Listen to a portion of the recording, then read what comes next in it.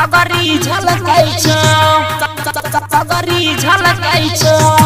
Music director Kishan राज झलकै छौ mix by Kanchan Raj पहारे लबरी माल सगरी झलकै छौ सगरी झलकै छौ छोटा छौ कना तोहरा घघरी देखना टंगरी चमकै छौ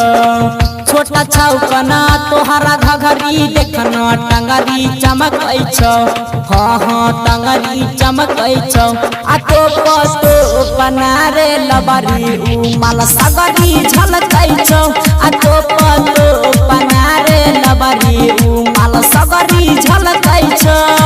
छोटा छौ कना तोहरा घघरी देखना टंगरी चमकै छौ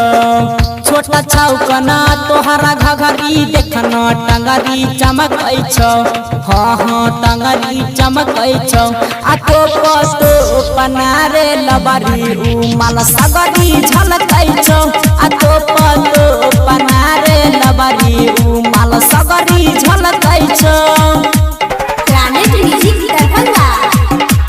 सगरी झलकै छौ सगरी झलकै छौ झलकै छौ मिक्स बाय कंचन राज पनारे लबरी उ माल सगरी झलकै छौ सगरी झलकै छौ गरमी महीना में गोरकी छूटे छौ पसीना लागे छही बॉलीवुड के सुपर हसीना सुपर हसीना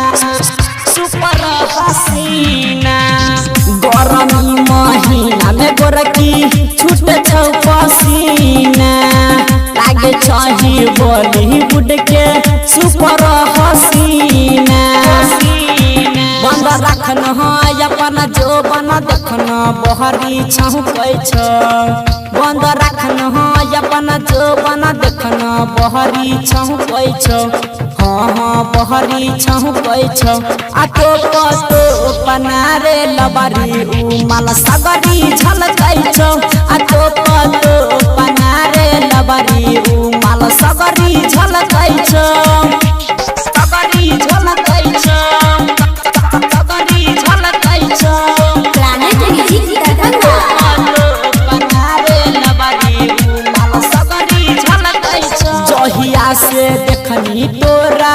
मन हमर सहन कल हमरो जवानी के गई आगरानी धहकल आगरानी धहकल आगरानी धहकल जहिया से देखनी तोरा मन हमर सहन कल हमरो जवानी के गई आगरानी धहकल रमन जी यादव किशन सुमन के गई मोहन लालचै छौ रमन जी यादव अंकुश मोहन से के गई मोहन लालचै छौ सुन न मोहन लालचै छौ आ तो पतो पनारे लबरी उ माल सगरी झलकै छौ आ तो पतो पनारे लबरी उ माल सगरी झलकै छौ झलकै छौ planet music digital recording studio Darbhanga.